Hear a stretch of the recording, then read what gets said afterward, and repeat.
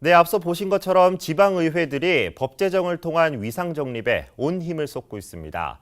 전국 시도의회 지방분권 TF단장인 김정태 시의원과 함께 더 자세한 이야기 나눠보겠습니다. 안녕하세요, 단장님. 네, 안녕하세요. 반갑습니다. 그 지방의회법이 지난해 2월 발의가 되었죠. 네. 지금 국회에서 아직 표류 중인 것으로 알고 있는데 그렇습니다. 먼저 이 지방의회법 제정이 필요한 가장 큰 이유들부터 좀 말씀해 주시죠. 국회는 국회법이 있고요. 중앙행정부는 정부조직법이 있습니다. 예. 우리 지방의회가 설립된 지 28년 만에 본격적인 지방분권을 논의를 하고 있습니다. 지방자치단체의 권한이 더 힘이 세졌습니다. 예. 그걸 견제하고 감시하기 위해서는 풀뿌리 민주주의의 근간인 대의민주를 실행하는 우리 지방의회에 정책과 제도적으로 일을 할 수 있게끔 하는 위상 정립이 필요합니다. 예. 또 하나는요. 우리 지방행정의 이해가 필요한데 지방행정은 서울시와 각 구청지라는 일반 행정이 있고요. 예. 교육관과 교육청이 하는 교육행정이 있습니다. 그렇죠. 8월부터는 자치경찰제가 시행이 됩니다.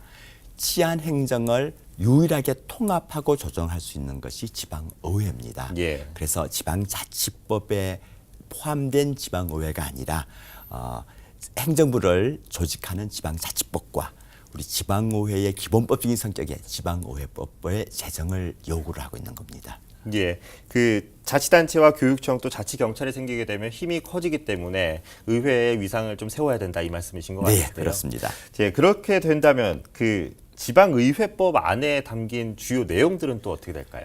우리 지방의회가 우리 대의민주주의 그 지방자치제의 핵심 근거로서의 지방의회가 해야 될 역할과 제도적인 위상을 모두 다 담았습니다. 예. 가장 기본적인 것이 자치입법권입니다. 예. 중앙정부에서 법과 시행령이 있고요. 우리 서울시와 각 구청에서는 조례라는 이름의 자치입법권이 있습니다. 그런데 현재 우리 지방자치법을 보면 예.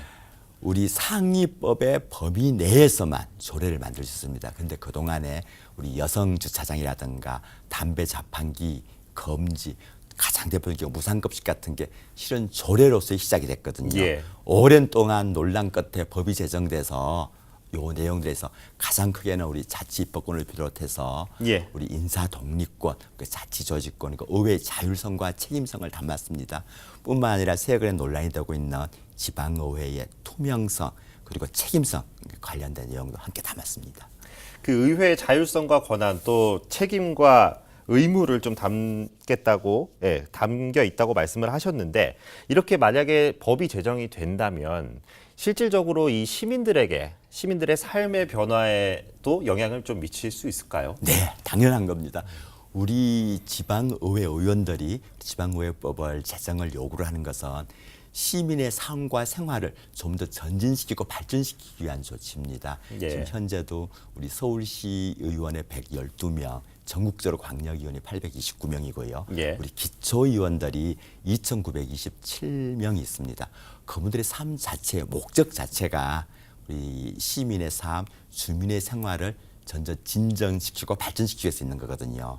이를 혼자서 개인 역량에서 의존하는 지방의원의 활동이 아니라 예. 옆에 입법 정책 지원 전문이라든가 뭐 입법과 예산에 관련된 제도적 지원을 받게 되면 우리 지역 주민들의 삶을 좀 더 자세히 들여다보고 그 목소리를 더 크게 듣고 좀 더 빠르게 행동으로 제도화할 수 있겠다는 그런 의지에 차 있습니다. 그러면 의회의 권한이 높아진다면 주민의 권한도 자연적으로 높아진다고 보면 될까요? 네, 그렇습니다. 예. 그 앞서 기사에서도 좀 소개가 됐었지만 그 토론회에서 그 각계 학계 전문가들이 그 과제도 많다고 좀 제시를 했습니다. 그렇습니다. 과제도 있습니다. 예. 예. 그 또 내용 중에 하나는 그 중앙 정치로부터 통제당하고 있는 지방 의회가 그 법을 통해서 자율성이 주어진다고 해서 과연 제 역할을 할 수 있겠느냐? 좀 어떻게 생각하세요? 저희가 큰 과제 중에 한 내용입니다. 사실 중앙집권적 정치로서는 지방분권을 이룩할 수는 없습니다. 현재 지방분권을 얘기를 하면서 여전히 중앙 정치가 예. 통제를 하는 채도는 있을 수가 없는 거고요. 또 실제로 우리 지방의회 공천권을 비롯해서 중앙 정치에 예속되어 있는 것도 사실입니다. 예. 그래서 여러 학자들과 시민단체들은 지방의원들은 공천권을 폐지하자라고도 주장을 합니다. 그런데 우리나라의 정치는 정당 정치, 예. 대의 정치에 기반을 주고 있습니다. 그렇죠. 또 정당 정치는 책임 정치라는 장점도 있고요. 저희는 이렇게 생각을 합니다.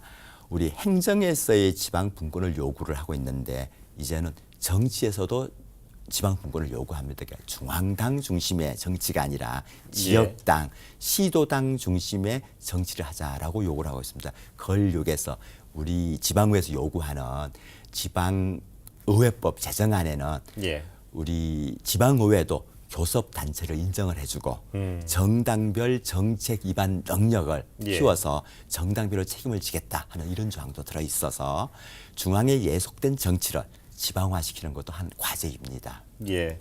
그 사실 그 방금 정당은 또 책임 정치라고 또 말씀을 하셨는데 그동안에 사실 지방의회에서 대부분은 아니겠지만 일부 지방의회에서 또 책임과 의무를 지지 못하는 모습을 좀 종종 보였단 말이죠. 예. 그거에 대한 그 스스로의 위상을 살리기 위한 책임과 의무는 또 어떻게 져야 할까요? 실은 오늘 아침에도 우리 서울시의회에서는 우리 전국의 134개 우리 시민사회단체 대표들을 모시고 연석회의를 했습니다. 예. 연석회의 주제는 우리 서울시의회가 9개 분야 25개 개혁과제를 제시를 했습니다. 우리 시민단체들로부터 매우 호평을 받았고요. 이제 MOU도 체결하자고 약속을 받았습니다. 이렇듯 지방의회가 어느 때보다 더 높은 책임성 그리고 도덕성 그리고 자정 능력을 요구받고 있습니다. 특히 우리 예천군 의회에 그렇죠. 국외 연수 파동을 시작을 해서 여러 특히 기초의회입니다만 우리 국민들의 심려와 걱정을 끼쳐드렸습니다. 그래서 이 자리를 빌어서 우리 서울 시민 여러분께 지방의원의 한 사람으로서 깊은 사과의 말씀을 드립니다. 지방의회법 제정을 요구를 하면서 가장 먼저 책임되는 게 다시 시민들로부터 신뢰받는 우리 의회상을 정립하기 위해서 어느 때보다 노력을 하고 있습니다. 그래서 저희 서울시 의회에서는 9개 분야 25개의 세부 개혁 과제를 준비를 했습니다. 조만간 시민 여러분께 좀 발표를 해드릴 거고요. 이런 거를 우리 서울시 의회뿐만 아니라 예. 전국의 시도의회 그리고 126개 기초의회까지 우리 서울시 의제를 투명시키고 그 내용을 지방의회법과 우리 각 지방의회 조례로 담고자 합니다. 예. 아무래도 시민들이 가장 바라는 부분이 좀 그 부분이 아닐까 싶은데요. 좀 기대가 되고요. 네. 그 또 마지막으로 오늘 국무회의에서 그 지방자치법 전부 개정안이 좀 통과가 됐습니다. 그렇습니다. 그 4월 임시국회에서 아마 다뤄질 것으로 예상되는데 그 앞으로 지방의회법 제정에도 좀 힘이 실릴 거라고 보세요. 계획이 어떻게 되시나요? 예.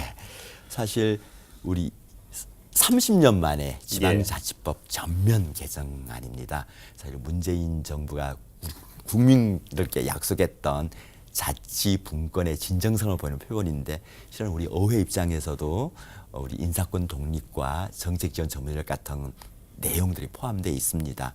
사실 지방의회 요구는 여기서 좀 더 나가서 이게 좀 더 지방의회의 권한과 책임을 함께 만들어서 지방의회 위상을 이 기회에 정립하기 위해서는 지방자치법 속에 포함된 지방의회 내용을 지방의회법으로 좀 떼어내고자 합니다.